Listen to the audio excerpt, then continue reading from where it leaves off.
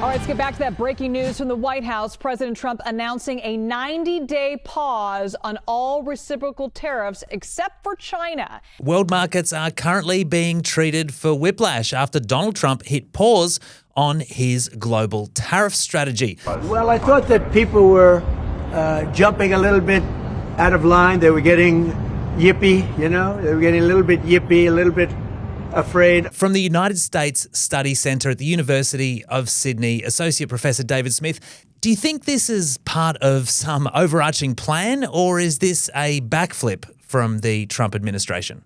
I think this is a reaction to circumstances getting worse, and in particular, the fact that the bond markets were moving in a very worrying direction. Trump was prepared to tolerate falls in the share market, but the bond markets are something different. Usually, bond markets would get stronger as the share market goes down because investors are fleeing to the sun of the US government, of US government bonds.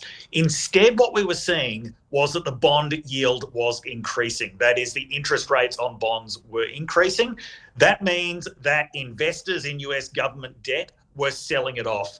And if they were selling it off, that would mean that the price of debt was about to go up. The interest rates were about to go up. If that happened, then that would ultimately mean that the interest rates on everything went up.